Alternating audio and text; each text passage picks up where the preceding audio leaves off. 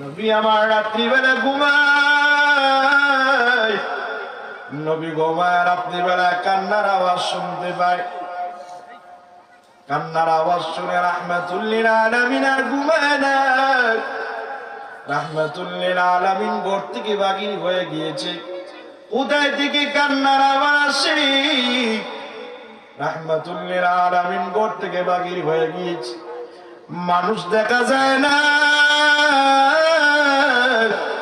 শুধু কান্নার আওয়াজ শোনা যায়, মানুষ তোর দেখা যায় না।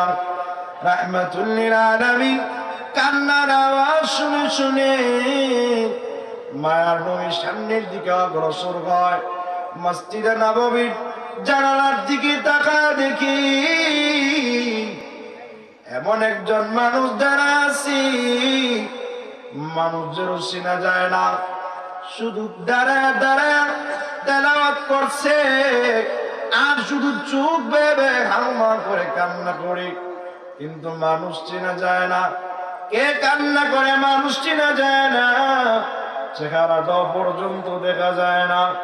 রাহমাতুল লিল আলামিন মসজিদে নববীর বাহিরে নবী অপেক্ষা রইলেন কখন ভিতর থেকে মানুষ বাহির হবে।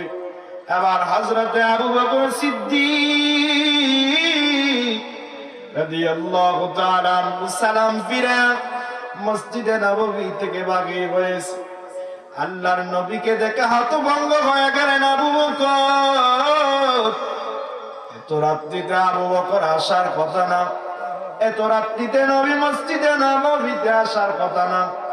হঠাৎ করে দেখি মসজিদে নববীর সামনে নবী দাঁড়ায় আছে।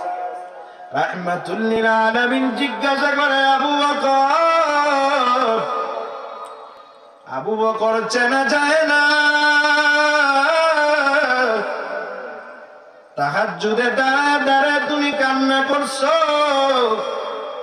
এত কান্না তুমি কেন করলে দাঁড়ায় দাঁড়ায়? হযরত আবু বকর সিদ্দিক রাদিয়াল্লাহু আনহু ডাক দিয়ে কয়, আ পয়গম্বর, আমি আল্লাহর কোরআনের একটা আয়াত তেলাওয়াত করছি আর আমার চোখ বেয়ে অজর ধরে আমার পানি পড়ছে।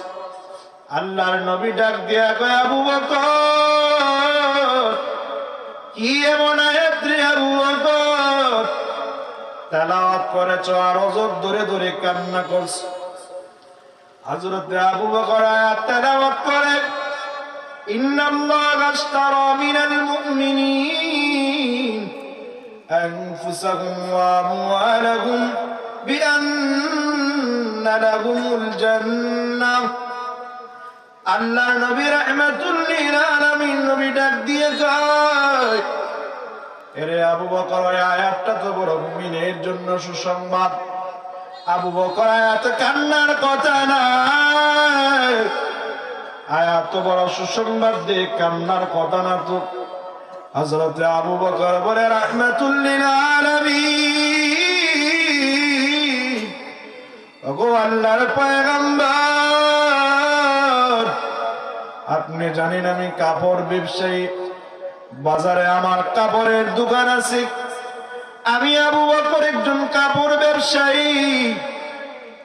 কিছুদিন আগে একজন মহিলা আমার কাছ থেকে একটা কাপড় খরিদ করে নিয়েছে, আবার কিছুদিন পরে কাপড় আমার রিটার্ন দিয়ে দিছে আর বলছে, আবু বকর, তোমার এই কাপড় আমার পছন্দ হয় নাই, তোমার কাপড় আমার মন মতো হয় নাই। আবু বকর, তোমার কাপড় রিটার্ন নিয়ে নাও আর আমার টাকাগুলো দিয়ে দাও। রাহমাতুল লিল আলামিনের সাহাবী হযরত আবু বকর সিদ্দিক রাদিয়াল্লাহু আনহু আবার মহিলাকে ডাক দিয়া কয়, মহিলা তার কারণটা কি একটু জানতে চাই। মহিলা ডাক দিয়া কয়, আবু বকর, কারণ একটাই, পছন্দ হয় নাই তোমার কাপড়, এই জন্য তোমার কাপড়টা রিটার্ন দিয়ে দিছি। হযরত আবু বকর সিদ্দিক রাদিয়াল্লাহু আনহু ডাক দিয়া কয়, রাহমাতুল লিল আলামিন, ওগো মায়ার নবী, যেই মহিলার কাপড় পছন্দ হয় নাই, মন মতো না হওয়ার কারণে অনেকদিন পরে আমার কাপড়টা আবার দোকানে নিয়ে ফেরত দিয়ে দিছে। রাহমাতুল্লিল, আমার দিলে বড় ভয়, আমার দিয়ে বড় ভয়। হাসরের ময়দানে আল্লাহ একে একে সবাইকে দাঁড় করে ডাক দিবে, একে একে সবাই হিসাব দেওয়া লাগবে। রাহমাতুল্লিল আলামিন, আমি আবু বকরকে আল্লাহ যখন ডাক দিবে, আর আবু বকরকে আবু বকরকে যদি আল্লাহ জিজ্ঞাসা করে, আবু বকর, আমি আল্লাহ দুনিয়ায় জান্নাতের সার্টিফিকেট দিয়েছিলাম, দুনিয়ায় থাকতে জান্নাতের সুসংবাদ দিলাম, আবু বকর তুমি নামাজ পড়েছ, আমার মন মতো নামাজ হয় নাই। ও আবু বকর তেলাওয়াত করেছ, মন মতো হয় নাই। আবু বকর জিকির করেছ, আমার মন মতো জিকির হয় নাই। ও আবু বকর হজ করেছ, আমার মন মতো হয় নাই। ও আবু বকর সব আমল করেছ, আমার মন মতো আমল হয় নাই। নেও আবু বকর, তোমার আমল তুমি নেও,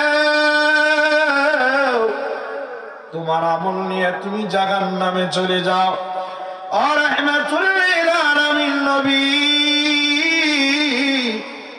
যেই মহিলা আমার সাথে এরকম কাজ করলো, কাপড় পছন্দ হয় নাই, রিটার্ন দিয়ে দিছে, আমার মালিক যদি আমাকে হাসরের ময়দানে ওই মহিলার মতো যদি আমার আল্লাহ, আমি আবু বকরের আমল যদি ফিরাইয়া দেই, সেই দিন আমি আবু বকরের কি অবস্থা হবে। আর রাহমাতুল্লিল আলামিন, আমি আবু বকর ওই জাহান্নামের ভয়ে এই কোরআনের আয়াত আমি তেলাওয়াত করছি, আর চুপ বেয়ে বেয়ে পানি পড়ছে।